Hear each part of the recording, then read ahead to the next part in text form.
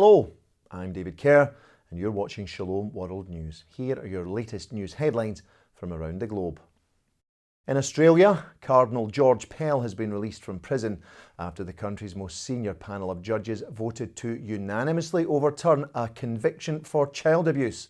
In 2018, the former Vatican treasurer had been found guilty of abusing two boys while Archbishop of Melbourne in the 1990s.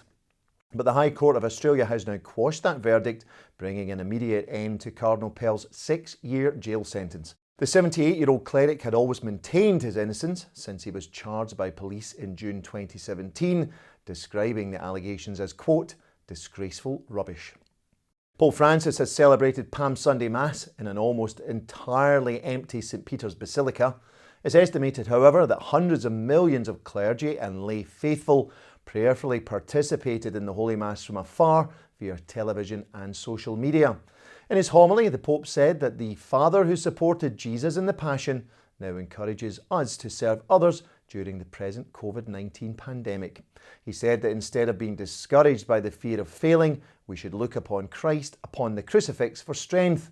The Pope also urged the faithful to reach out to those who are suffering and those most in need. Pope Francis stressed that the path of service is a victorious and life-giving path which leads ultimately to salvation. In Germany, the Bishop of Regensburg used his Palm Sunday homily to suggest that accepting the social restrictions imposed by governments during the present COVID-19 outbreak is an act of charity. Bishop Rudolf Voderholzen also said that the service given by healthcare workers and caregivers is the service of Jesus Christ, the divine physician who identifies with the sick. Bishop Voderholzen also announced that on Easter Sunday at 12 noon, the church bells of Germany will peal for 15 minutes to proclaim the resurrection of Christ. In Brazil, COVID-19 patients in a Sao Paulo hospital have been blessed with the Blessed Sacrament brought to them by the local bishop. Bishop Manoel Ferreira of the Diocese of Registro visited the hospital of São José and proceeded to make his way from ward to ward with our Eucharistic Lord in the monstrance. The hospital staff later expressed their gratitude to the bishop for bringing them the Blessed Sacrament as a sign of hope. More than 14,000 coronavirus cases have been confirmed so far in Brazil. In the United States, the president of the US Bishops' Conference has issued a statement for Holy Week in which he calls upon Catholic clergy and lay faithful to seek Christ in, quote, the tabernacles of our own hearts. Archbishop Jose Gomez of Los Angeles also stressed that in this difficult moment we need to ask God for His grace that we might bear our burdens together with patience and charity, united as one family of God in His universal church.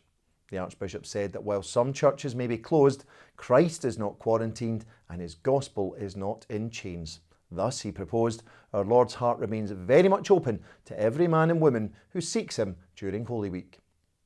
Finally, the Little Sisters of the Poor have launched a Rosary campaign to end the COVID-19 pandemic. Entitled A Million Families, A Million Rosaries, the initiative is inspired by the late seer of Fatima, Sister Lucia, who claimed in 1974 that Our Lady requested she pray the Rosary to end revolution in Portugal.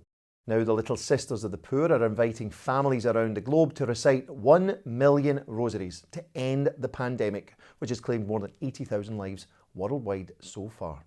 Founded by St. Jean in Brittany in 1839, the Little Sisters of the Poor are a women's religious order who serve the elderly poor. Well, that's all for now. Do join me next time on Shalom World News. Until then, may God bless you. Shalom.